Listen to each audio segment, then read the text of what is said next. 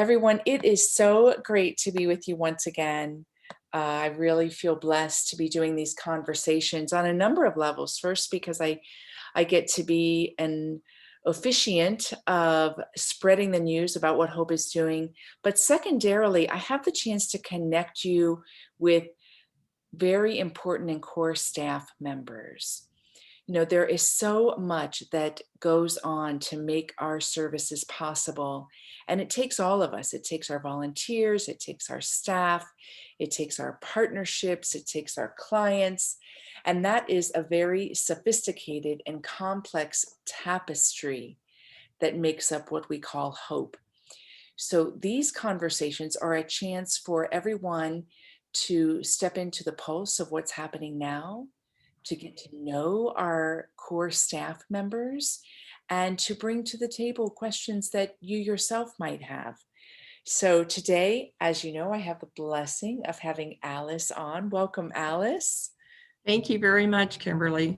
I am going to pin you so everyone sees you primarily, and I'm just a little window for them. So as many of you know, Alice is the director of the largest program we have running, and that is our sheltering services. We call it nighttime navigation, but it has oftentimes included, hold on, just let me send a text. One or two people have had an issue with jumping on. So please text, I'm on a webinar. So anyway, Alice is the director and the glue that allows our largest program to go.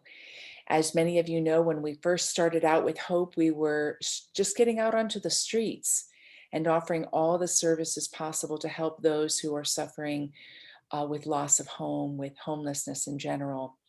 Our first program to be funded was this nighttime navigation. And what that gave us the opportunity to do was to start first at 6 months and then expand to year round, offer a place where people could come not only to rest their heads at night, but to also be connected with the quilt work of services that we have to offer in partnership with our community. So welcome, Alice.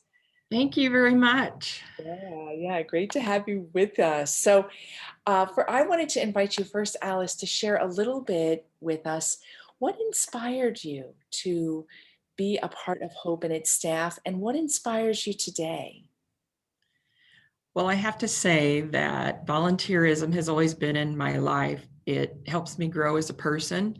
When my children were small, I would take them and we would go to the Hour Center and work in the clothing bank when it was this little itty bitty place before they had their new building. And we would sort clothes and organize them and take donations in. And that was a little thing I could do when my kids were small. As my kids grew and left the house, I just made it part of what I do. So if I was teaching or if I was an administrator, I retired from education. It was very frequent for people to see me driving with a mattress tied on top of my car to take it to a community member in need. And helping families within the school system where I worked, that was a way to reach out to someone I knew that needed help. So it's just got to be with me. And then the second part of that is just that I feel inspired by seeing our clients work so hard every day. The fact that they sleep on a mat that I'm going to show you, I'm going to do a tour, and they get up in the morning, they have some coffee, maybe something to eat. They go off to work and they do this every day. We're a navigation program where our clients have to work to save money to get into housing. And that's our ultimate goal, is to get people into housing. But the other things that inspire me are watching our volunteers serve food. Last night we were short food. We're running around like, let's make some spaghetti. Oh, look, there's some noodles. You do that, I'll do this. Oh, we have a big old can of chili. Let's open that. Let's put this together, blah, blah, blah. And it was so hot in the kitchen, but we had a blast whipping up this extra food. And that's very rare that that happens because as you all know, those of you who volunteer for us, we have amazing soup angels and we usually have enough food. But last night that was just a little blip and it was easy. The other thing that inspires me is watching those volunteers interact with our clients because they always have to deal with me, the mean lady, the sometimes nice lady, but with the volunteers, it's like, hey, do you want this or this or this? And how was your day today? And I'm like, oh, thank goodness for our volunteers. And the soup angels, you come with this food, amazing, beautiful food. And you get to walk in and you get to see who's going to eat your meal that night at Journey or when you come to Faith Point. And I get to watch you watch that. And I love that. So that inspires me. Yeah, those are just minor things that inspire me. But I do have one other thing to share with you. So we have a client that's a bit ornery. He's an ornery old coot, and he is getting into housing. Yay. And all of you, all of us, we've helped him with food and coats and sleeping bags and this and a trip here and let's go over here and get your medicine. Now let's go get this. And this person is going to be housed at a permanent supportive housing situation in Boulder soon. And we don't give up. Hope does not give up. This person is going to be housed. Now, if we can get that young man that we know who can literally take a computer part and put it back together again, if we can find a good fit for him, well, we're going to. That will be another inspiring day. Thank you so much. Thank you. So, what has been some of the growth and success of the shelter over the past few years? And what has influenced this growth? It's people are so aware, especially when you speak, when I speak, when we reveal the depth and breadth of what we offer. And it's not just a place to lay your head, but it's difficult to see what goes into that success. Wow. So funding, the fact that we have donors and we have the city of Longmont providing us with funding, and we can go and be part of a community that's as big as Boulder County and meet with people and bring all of these people together. And then we have over 30 organizations and businesses that help us with small things that we identify as a need for a client. Our case managers have to be so good at their job to identify what are the needs of this particular person. Because just like all of us, we all come with all kinds of things that we're good at and things that we need to improve on. And our case managers identify that in our clients. And then we reach out to the general community and find assistance to help this person be successful. And so we're reaching out to, like Boulder County Workforce and a lot of agencies that help us help clients. Right. And to dovetail on that, because many of you know that like our client advocates and Alice and so many others really do work one-on-one. I know we can all relate to in our own life. I know I can say in my own that I have my own unique strengths and weaknesses. And it's rare that somebody steps in and offers me the attention to highlight my strengths and to help me with my weaknesses. It's rare in our country that we really offer that kind of support. And yet you all offer that to the people that we serve. It's such a unique quality of our programming. And Kimberly, I don't know if the question we just covered all of our success stories, but I had a couple to Sure. talk about if that could fit in now. Is now a good time for that? That's great. Who wants to Okay. hear about success? Yay. So last night we had 16 clients and a couple of staff get their vaccination, their COVID vaccination. And at the end of the day, when I was going home, John, who's an artist, he drew this and he just handed it to me. Like he was just a walk-up client, not even staying overnight. And he drew this and he says, "Here, Alice," and he gave that to me. And I see that as a baby success with John. My ultimate success story is David. And so David could, in 2014, David could walk down Main Street with a walker, and he's like 6'3". And he could walk so fast that when you circled the block to go back and find him to help him, you couldn't find him because that's how fast he was. But David loves to paint with fingernail polish. And I have since met other artists who paint with fingernail polish. And so David thinks that I love purple, but more I love David. So he is now somewhere housed in an assisted living facility because he has some disabilities that are forcing that for him. But I had this with me since 2014, and I look at it, I try and look at it every day. Oh, that's so beautiful. So beautiful. I can imagine that would touch your heart all your life. Yes, Yeah, definitely. for sure. That's Sorry, I had to backtrack. yeah. No, no, please do. So, what are some of the challenges that are continuous in our shelter program? And that could be on any level, uh, operational, client, situational, given the pandemic. What are challenges that would be important for our attendees to know about? So some of the challenges, and I apologize, I had the word challenges written really big on my notes.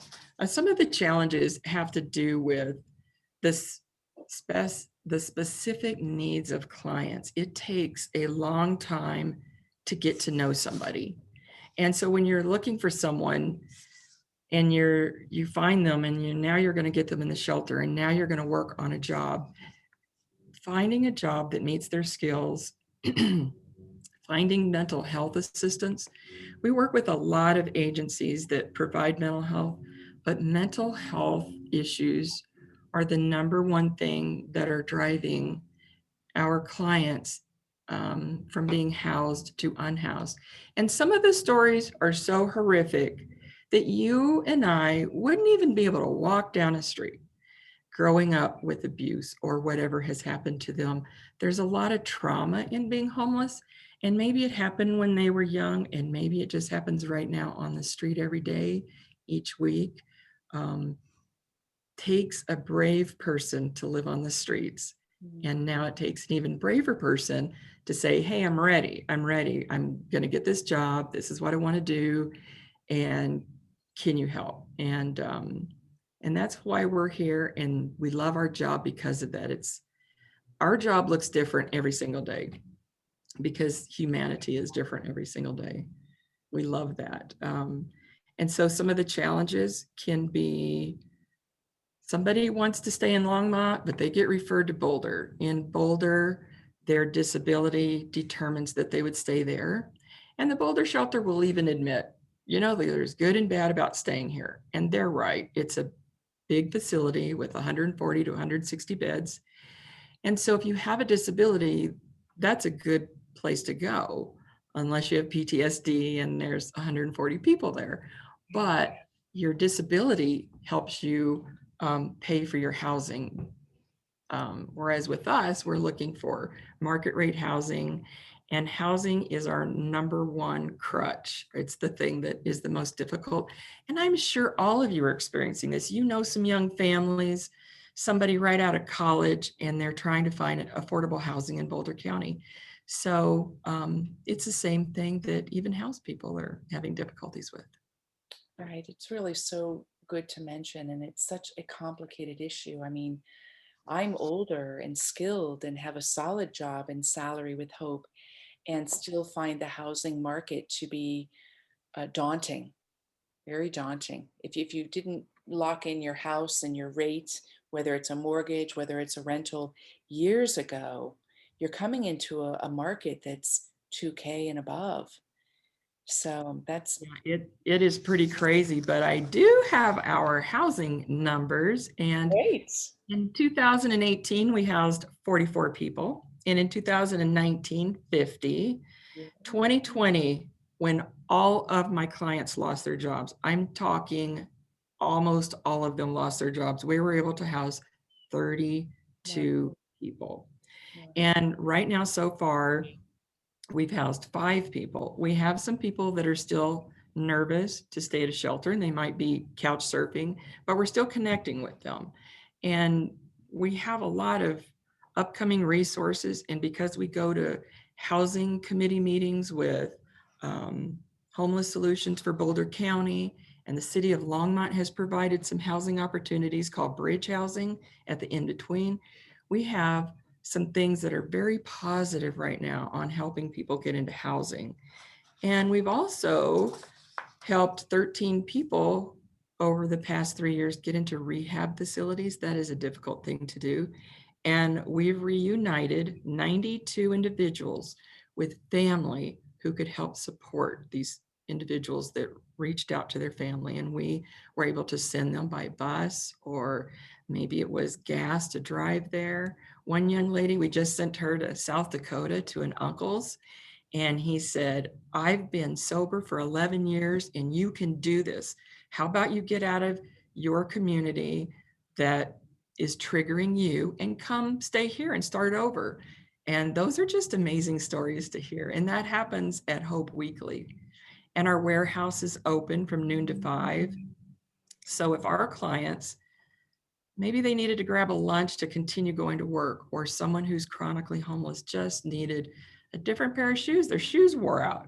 They can go to the warehouse, get a different pair of shoes, and feel like a new person and proceed with life.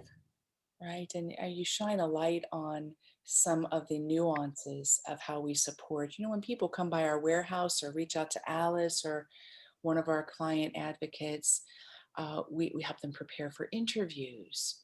Imagine what it would be like. The pandemic was challenging for all of us. And I remember I was new on board with Hope, and I was so inspired by you, Alice, at how protective you were of our clients who were all losing their jobs.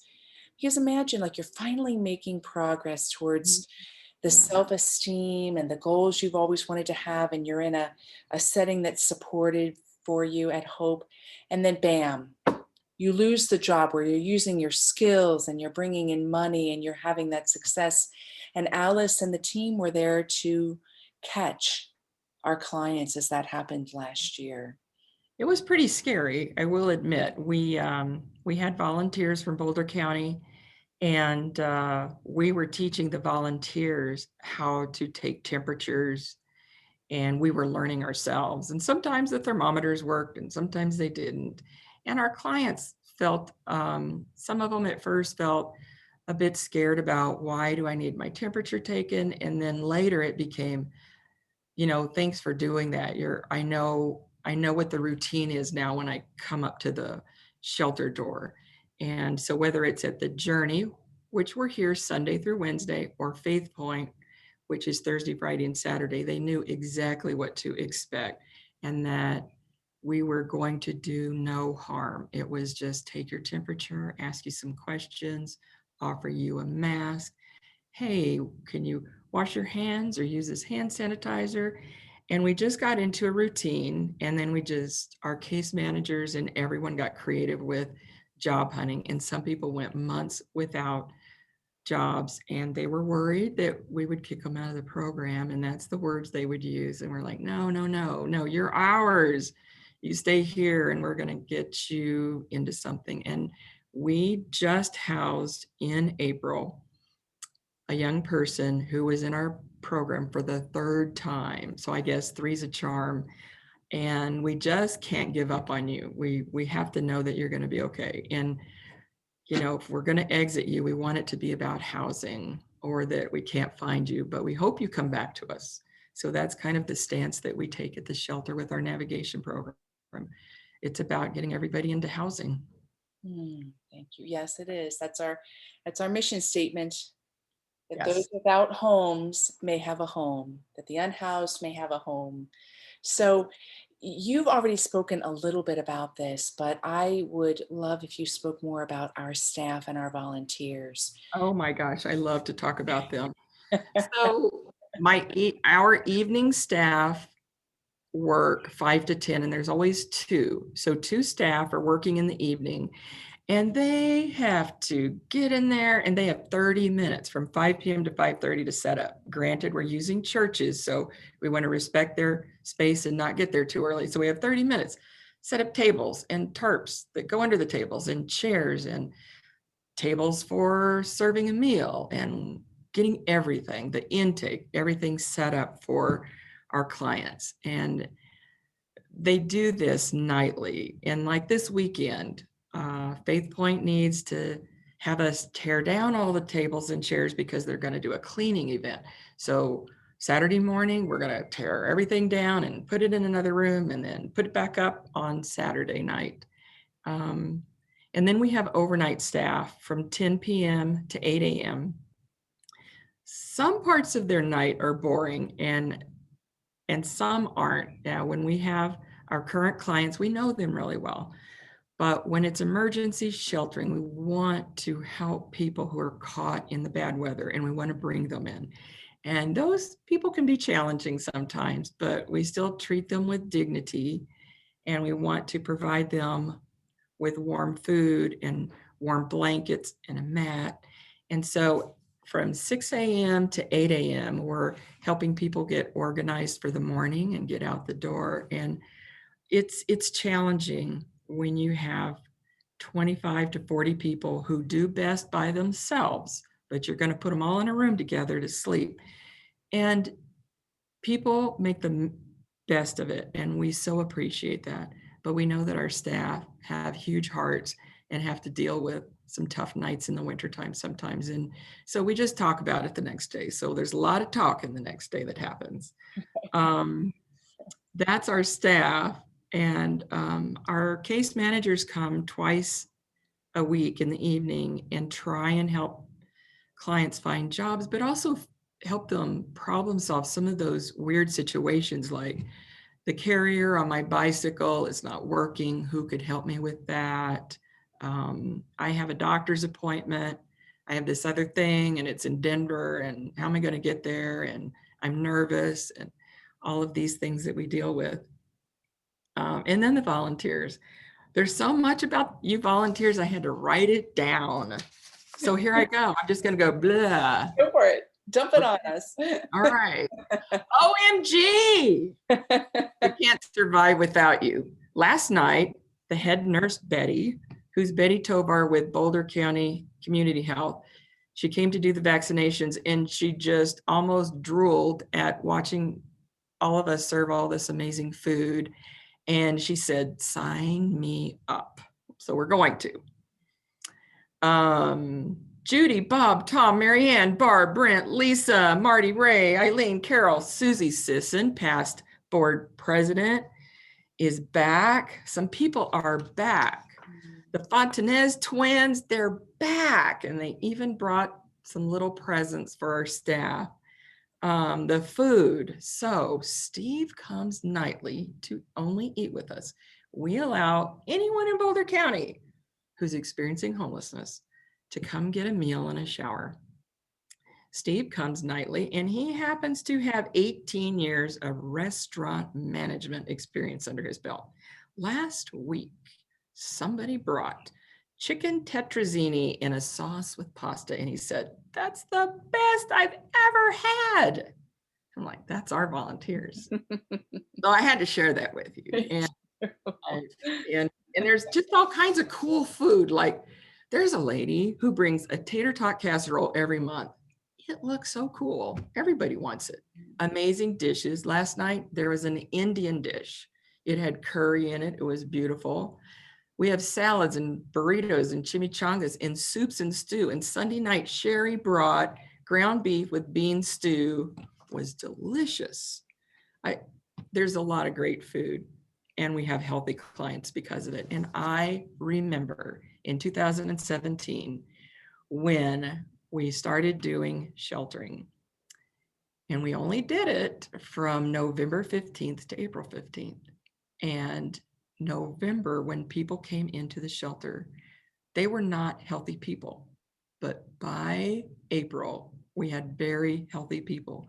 Why? Because of our volunteers, because of the quality of the Soup Angel meals, and the fact that other volunteers are helping serve it to them and making them feel appreciated for being there. So I just can't go. Oh, and other volunteers do this. Guess what they do?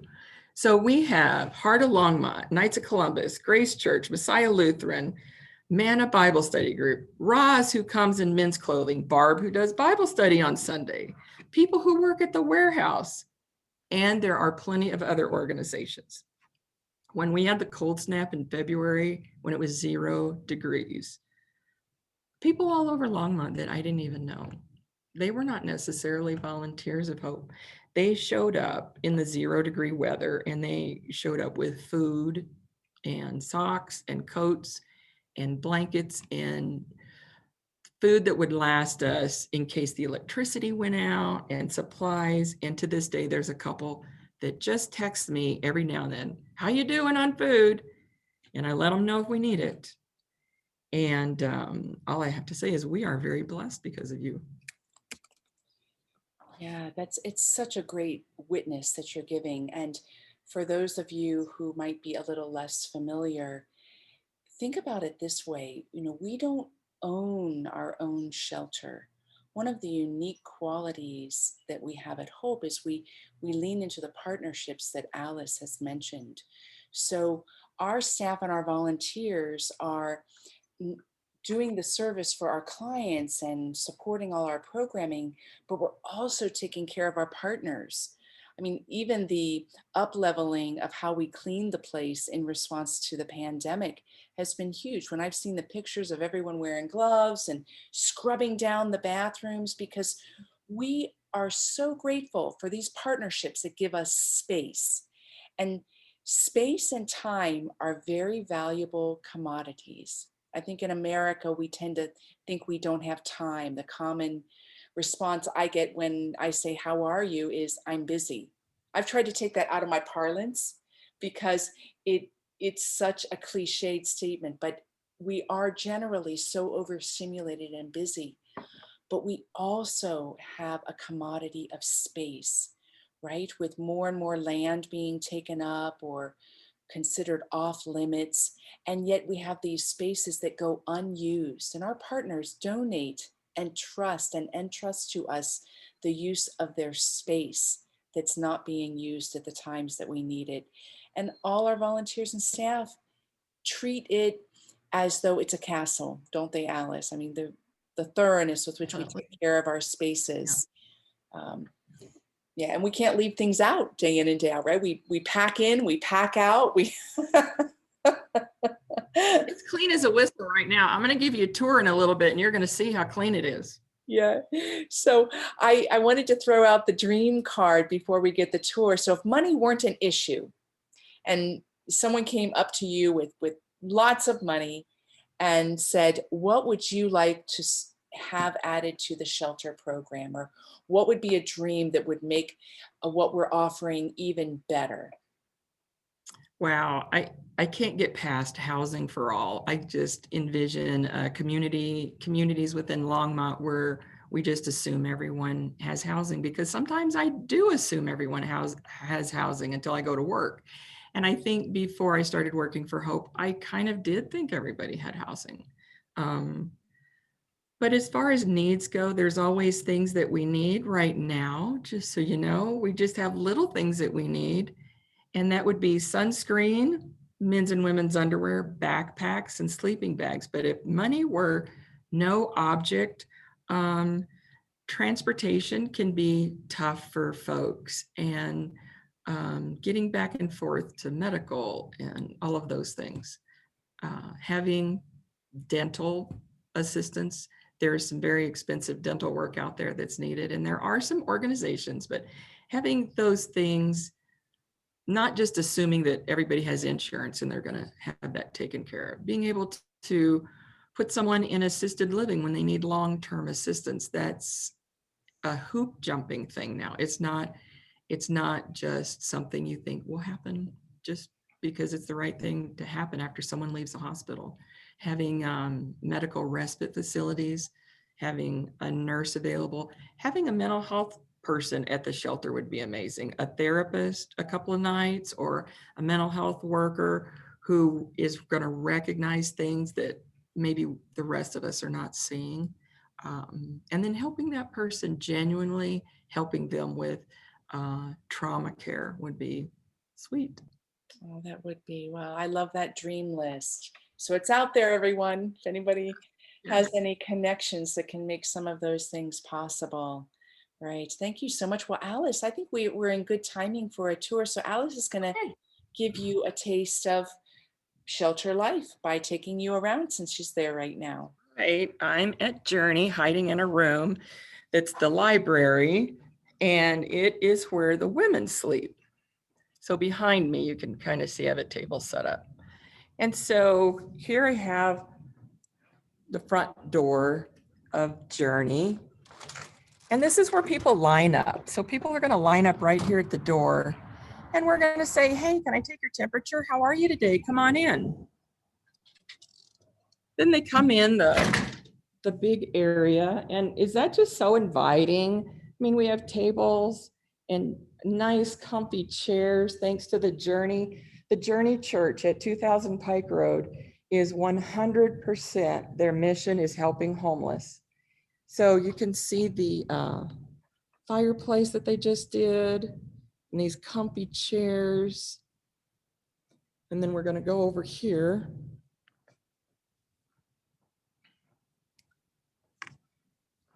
I have to look at my screen and make sure you can see. So this mat, whoops, sorry. I lost you. Oh, no, right. It just went up a little bit, but we did see it. Okay, how do I get back? We can see you. Oh, you can? Okay. Mhm. So the mat, Lower your screen just a bit. There you go. We're okay, in. okay, because I can't see it now. So this is, if you can imagine, 25 to 40 of them in here. And everyone gets a mat and 2 blankets, and then they all have the opportunity for showers. And then out here is a parking lot. And the reason I'm going out here is because some people don't have a place to park their car during the day. So we allow them to park their cars here at nighttime. And then at 8 a.m. we ask people to leave and we help them find a place to go. But there's an RV. Kimberly, can you see the RV? Yes, you're perfect. It's Okay. So Longmont has a city code right now where RVs are not allowed to be parked on streets. So everyone in RVs are struggling with where to be.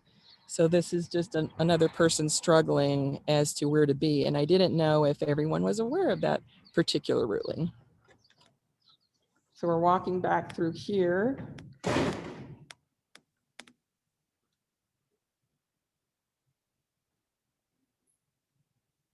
And then this is the kitchen that the Journey lets us use, to the point that we even have our own refrigerator. Yay. Have some milk and Mhm. lemonade and things like that. And we have some breakfast supplies. Unfortunately, we lost our Starbucks donations to have more protein-based breakfast, but Andy is working on that. And oh my gosh, Longmont Christian School, look at this, non-perishables. They made non-perishables for Hope, like 600 of them. I have a few here for people who come too late to our shelter at night, and we can just hand them something to eat with a bottle of water. And that's the tour. Right. Isn't that amazing, everyone? So it is true that the churches we partnership oftentimes just give us access to having our own little storage and having some of the cabinets devoted just to things for us. And it makes it so much easier. So even though we pack things away, we don't have to take everything we use out of the facility each time we're not there. That would be really hard. Great. So let's open it up for some questions or some comments. So I recognize many of your names and I would like to invite you. You can come on to speak if you want. You can raise your hand. Um, take yourself off mute. You can type something in the chat box and I'll throw the question out. Anything you'd like.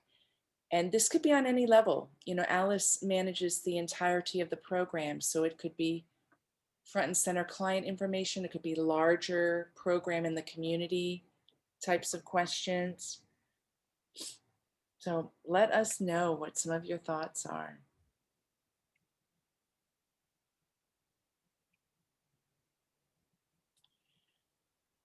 So Alice, I read the word Alex. How do you keep your well filled since what you're doing can be draining on many levels? Okay, whoever wrote that very tough question. Okay, my favorite thing to do for me is to be a 7-year-old. And the way I do that is I go to Fort Collins and my 6-year-old and 9-year-old grandsons want me to play with them, not just watch them, but actually play with them. And I love it. Now, the 9-year-old, he is not being very challenging on the basketball court. So I'm very offended about that right now. But he's starting to see that I'm really an old lady. And then the younger one has a smart mouth. So when I said, "Hey, you know I'm an old lady," he goes, "Well, it's about time you admit it." I'm like, thank you. But really, we're really close. And I like to go to Fort Collins and play with them. And Tuesday I went to a soccer game, and Friday I'm going to go to another one. And I need to add more things in my day-to-day kinds of things so that sheltering is not also my hobby. But so now the weather's nice and I like to work in the backyard and pull weeds and plant flowers. That's really fun. Thank you for asking that. Yeah, for sure. So, do you use sleeping bags in the summer as well as in the winter? So what happens is we always try and save sleeping bags for the winter. However, I have lost more clients dying from springtime weather than winter weather. And I'll tell you why. When it starts raining and everything gets wet and you don't have a dry place to put your sleeping bag or put your belongings or whatever you're going to use, um, folks getting wet constantly each night, and then they're taking their wet sleeping bag and they're going to try and dry it out, and then they're coming to the Hope office and saying, you know, I have another one, I'm really sorry, but this one is wet. It's really important to have a lot of lightweight jackets right now available and ponchos for the rain. You know, we're still in that monsoon kind of season for another couple of weeks, and so we do sometimes give out sleeping bags in the springtime. In the summer, not so much. We try and look at each case individually too. If we're dealing with someone who is in their car and maybe they're not feeling so well, and that's something that would, you know, make their day if they only had a sleeping bag. Or we have comforters. There's some people that have donated comforters, and we're like, what are we going to do with these comforters? They're perfect for people in cars, and we have the Safe Lab program, and I'm sure they would benefit from that as well. So, yep, we try not to, but thank you for asking that. Yeah, thank you. So the first question was Sherry, the second Evelyn, and this is Cheryl. Well, our heart is full around this question. I know Alice can relate. Can you explain who is allowed at the night shelter? Cheryl's wondering about the people who don't qualify for navigation. Sure. I used to teach high school and middle school emotionally disturbed kids. Like, the more they cussed at me, the more I loved them. Well, adults, whether they cuss or not, adults have a mind of their own. And so I want to say that first because we do have options for everyone, but they may not be the ones they want. So for us, we're a navigation program. An individual calls and does coordinated entry through the Homeless Solutions for Boulder County program. They talk to a young man, usually his name is Adam. They talk to Adam, and Adam asks them, a few questions. It takes 5 minutes. If a person discloses a disability, and 70% of all Boulder County individuals, like over the past 3 years, there's been like 4,000 or more people who have done coordinated entry, and 70% of them disclose that they have a disability. So folks with a disability are referred to the Boulder shelter. And the idea is that we're not all duplicating services. The housing that the Boulder shelter can get would be HUD housing, and HUD has a requirement of a disability.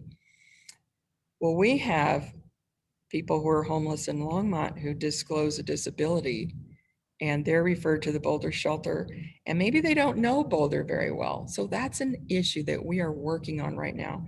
For us, navigation, our program is for people who need a mild to moderate intervention. And sometimes we get more severe individuals referred to us, and that's okay. It's just that sometimes there are individuals who might have a disability that would keep them from being able to get a job. And then our case managers have to look at other housing options for them. But there are more housing options for vulnerable individuals than there have been.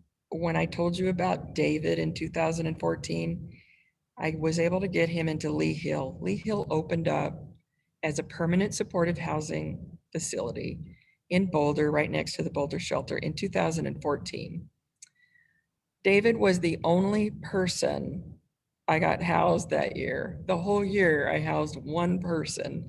And so doing this program, there are more options, but we only have navigation clients who can work, save money, get into housing. And then just this year, I added a new group, and it's called Guests of Hope. And now we're looking at the folks who do have disabilities, but they're in Longmont and they only know how to get around Longmont, or all of their doctors are in Longmont. What if you have a disability and you have dementia and you barely know how to get around the block somewhere? Well, that's someone that we want to hold on to, and we want to get medical professionals involved and see what kind of housing that person can get into and have their medical needs met that have not been met in a very long time. And if I haven't answered that to its fullness, I'd be glad to expand on that if there's a part that was not understandable, because sometimes I ramble. I'm sorry. Well, you're painting a picture. The system is much more complex. So if you have a further question, Cheryl, just type it in the chat box. In one way, coordinated entry is a fantastic tool for us because it centralizes resources. It lets us have disposal towards funding and through our city contract that we might not have otherwise to assist more people into housing. In another way, whenever anything becomes centralized, there's more rules. There can sometimes be more narrow parameters. And what Alice is really pointing to is she works very hard to help every person that comes to us. So qualification for coordinated entry is a little different than qualification towards us trying to help in any way that we can. So yeah. All right. And So we the city is aware of it, and they're going to have a meeting on Friday, which we appreciate because they recognize that some of our guys on the streets of Longmont, we need to look at things differently.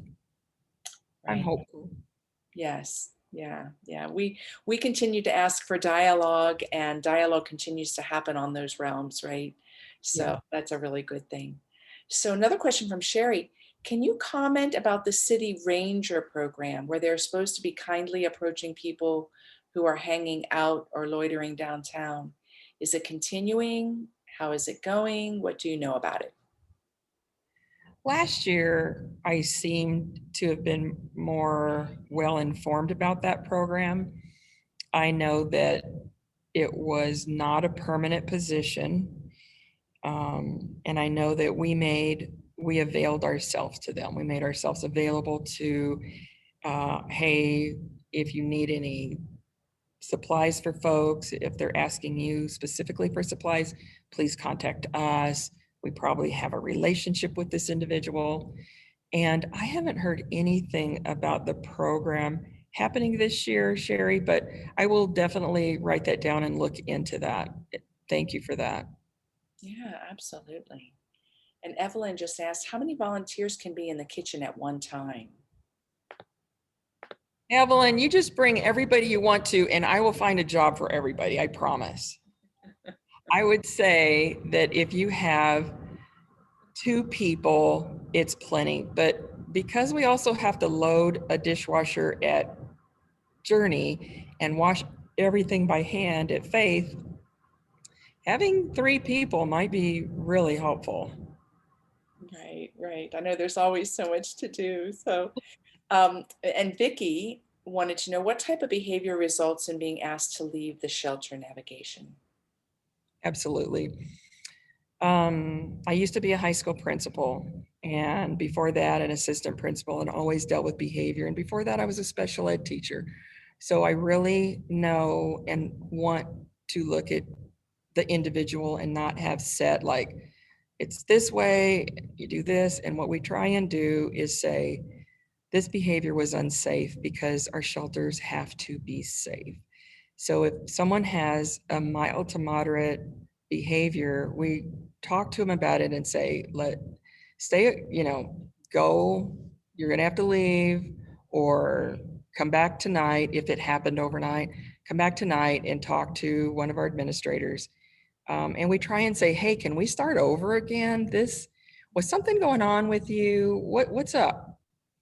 If it's something that is extreme, then we have to suspend someone for 1 day or 2 days.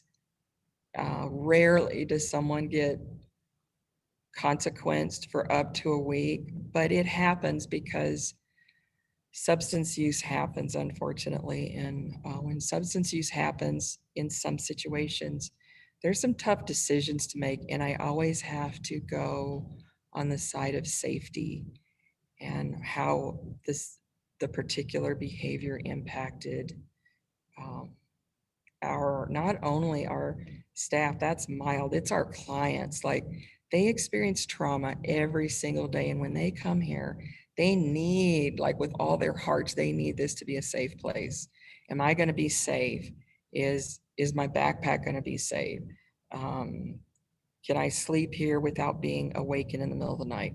And so when there are behaviors that people are yelling, we had a girl scream through the night.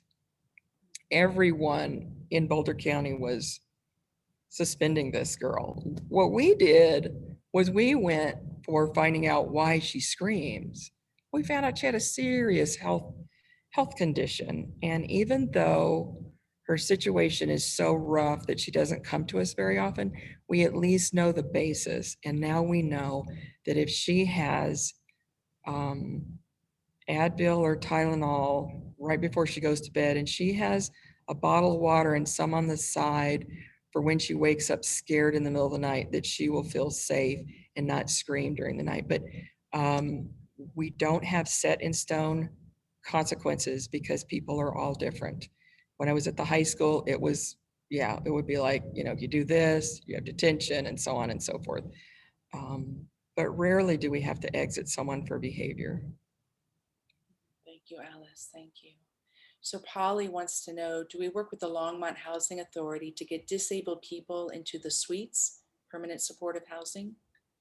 Yes, we do, because the city of Longmont um, works, they kind of are part of the Longmont Housing Authority right now. And so those things are opening up, and we have a woman who's been sleeping in her van for a year and a half, and she moves into the suites this week. So more suites opportunities are coming about, and that's coming about because of the city of Longmont working with that program. So yay! Thanks for asking. Yeah, yeah, yeah. So let's see. Hold on a second. Are we able to provide transportation to the Boulder shelter if needed? And that one's from Kate. We are not. That's why transportation is tough. What we do is we provide bus passes, and they're very expensive. They're $5.50 one way. So if someone needs to go just one way, that's just $5.50. But if they need to go to Boulder and then come back, that's $11. But we all, case managers and administrators with the shelter, we all have bus passes on us. And there are people who have court in Boulder, and we don't want anyone to miss their court date. So we work well with the court system, and we're on monthly meetings, but that's a tough one, the court one, because if you have an early morning court date, those are things we're working on right now with some of the systems. But no, like if they come in the evening and they need to get to the Boulder shelter and the buses aren't running, we have a problem. And we just might need to keep that person till the morning if they're a safe person to have.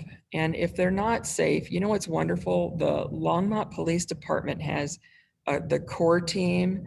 They have helped us out so much just in helping with individuals who struggle with maybe schizophrenia or some other situations. And there's the LEAD program that we work with too. So we're learning more about other individuals that may not be in our program. Okay, long way around that. We don't have transportation directly to the shelter in Boulder. Thank you. Thank you. And Sherry asked, are there some good policies that we could advocate for with Longmont City Council that would be priorities right now? Policies.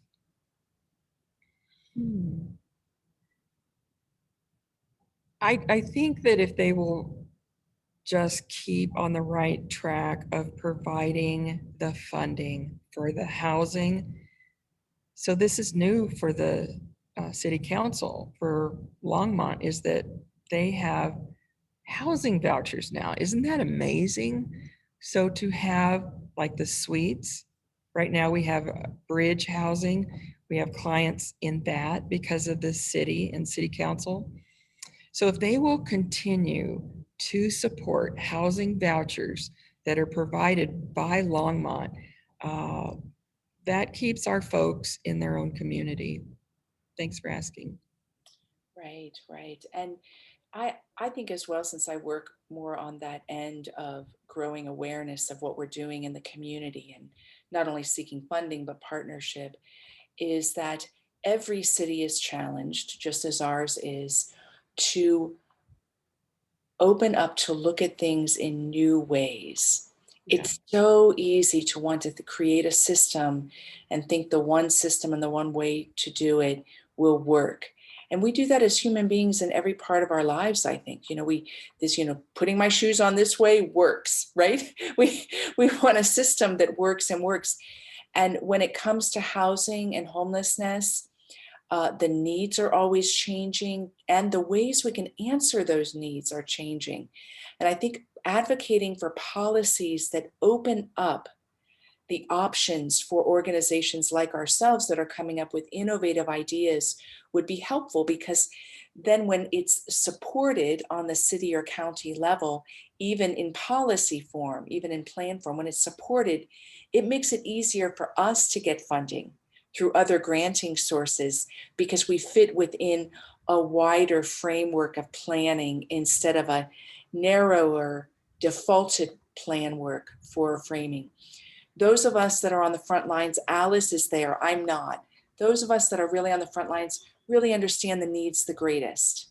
And trusting that expertise is, I think, where, when we look at larger policy and strategy, looking towards that expertise to guide the policies and plans would give new life and new funding to what we're doing, not just on a city level, but just in the wider funding arena.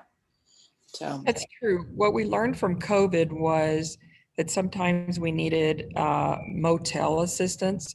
So right now there's a grant, and we're helping to manage that, but it's through the county has it, and we appreciate that they do. So at Super 8, we have some bridge housing for some individuals who have disabilities. that are waiting with a voucher to get them off the streets, to get them out of the shelters, that they can wait there for up to a month for that housing opportunity to happen. And then the in between, I so appreciate Tim and Sable and Jenna and all of them. We have bridge housing there with funding through the city of Longmont and the city council, that our folks who are ready to get into housing or have a voucher can stay at the in-between for up to 90 days and save money towards that deposit in first month's rent. So those policies that are creating grants, invaluable, just amazing. So true. And Polly added in that buses within Longmont are free because the city council buys the fare box every year. So just a note, because I know someone was asking about the shelter. Yeah, the regional bus pass that goes to Boulder is not free, but at least the ones within town are free. And have you ever had your car break down and you go take it to the repair shop? It's just so nice to hop on a bus. Might take you a while to get where you want to go, changing buses and all, but it's really a nice thing to have free buses in Longmont. Right, right. So Richard put out, is it possible to have congregations put money for a bus pass into a specially marked envelope to be used only for transportation, leave it in the collection plate? Ideas like that are great. And that one's a little bit more in my arena with how I work with our various partners. We welcome every idea. So I will come to the table with ideas that come to me from Alice and others on our staff, and then work out what our partners would like to do. Now, that being said, our programming has tripled and we are at 29 staff and growing. So our largest need is really general operating, because then we can, in an attentive and sensitive way, tag the money for specific needs like this: bus passes, laundry passes, which we graciously get from Soapy Jane's, and a hotel stays, auto repair. We have those needs coming up so much. But our biggest need are people like Alice. Our biggest need are the stable staff that work in the evenings, that work overnights. We need our people there, in addition to uh, the smaller needs being filled. So we work very particularly. And if anybody has a great idea for their group, it could be a Rotary idea, it could be a church idea, just email me and I'm happy to facilitate that happening towards a restricted use. So thank you, Richard. So, Kimberly, can I just add one thing? yeah, Um, since you said email you, I do want to let people know that our email is just our first name at hopeforlongmont.org. And if you have any other comments or questions that I could elaborate on, I would so invite you to email me, Alice at hopeforlongmont.org, and I would get back to you promptly. And I appreciate that you take your time to be here with us this hour. Thank you so much. That means a lot. yeah, it sure does. It sure does. So Evelyn asked, what is considered not a safe person? Well, there are people that can hide things on their body, and I haven't had a weapon yet, but that would be one. A weapon would be one. When someone, because of mental health issues, or maybe it was substance use, I don't always know the difference, but they start swinging at the staff, that's pretty serious. Or start getting into an argument and a fight with another client, that's trauma inducing. Um, it just doesn't happen very often, thank goodness. But in the winter time, the cold does bring a lot of people that we normally don't see to our shelter, and we invite them in every time, except when we get to know them. If things like that are happening and they're serious, we just have to act on. We had one very serious situation here at Journey, and luckily the Longmont police were there just to talk the person through leaving. And it was so scary for us as staff and for the clients. And that's the first incident, only incident in 3 years. But there just are situations. I would like to see a small shelter, like maybe run through mental health workers for those very few people, those less than 10 people who really cannot even be sheltered at a shelter. Their needs are so great, and maybe they haven't been provided with the rehab facilities that maybe would be best.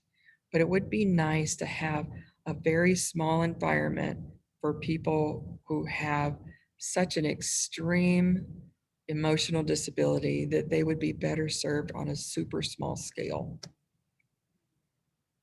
you. And we have two more questions, and then we'll close out since we're a little beyond time. The first is, are there any backgrounds that would prohibit someone from staying in the shelter? Not at our shelter. At Safe Lots, we invite families to apply for the Safe Lot program, which is our folks who stay in their cars overnight. But our program does not do any background checks. If clients want to tell us about their their needs, for instance, if you are a sex offender trying to do right by your probation officer, we want to do right by not putting you in a situation where you would be breaking those rules with that probation officer. So we don't, but we do have a difficult time trying to get housing and jobs for some of our guys who do have serious things on their background check. So if you have a felony and now it's 8, 9 years later and you're a good guy, we got to get this guy a job and housing. It's difficult. We keep trying, and as a state, Colorado recognizes that that's an area we have to work on. Oh, it's so true. We live in a punitive society, I think, in general in America, where your story can follow you all your life. And we do that to ourselves, right? We can feel guilt an entire lifetime for a mistake we made. Last question. Okay. Chief Butler did such a great job with Longmont PD by setting a climate and culture that was about supporting people who are struggling with mental illness and addiction. Is anyone from Hope going to be involved with the selection process as the city chooses a new chief? I would hope so. I know that the interim chief came and met with all of us and wanted suggestions and how to move forward. And you're right. I did love that uh, he would go around and meet in neighborhoods and meet with people.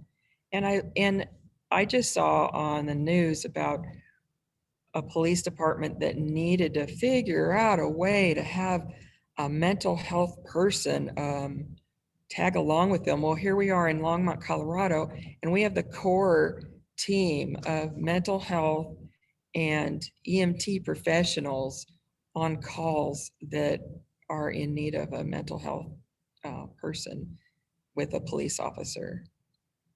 Wow, thank you. So thanks. We'll make sure that we are. It's a great question. I was like, I don't know. What do you think, Yeah, better look into that, Kimberly. Alice? So, Alice, thank you so much. Thank you for taking time out of your busy schedule to meet with us all and Thank you. let us Thanks, and I know. appreciate all of you for being here and for all of your support and all the things you do for us. Your heart is so huge. Thank you. I know we are so grateful for you all. So Very grateful. pleased. And as you know, we'll be continuing on. Uh, this was Rhonda said this was well, great, Rhonda. I'm so glad you could join us. So as you know, I will do a slight edit on this conversation and it will come up on our YouTube channel.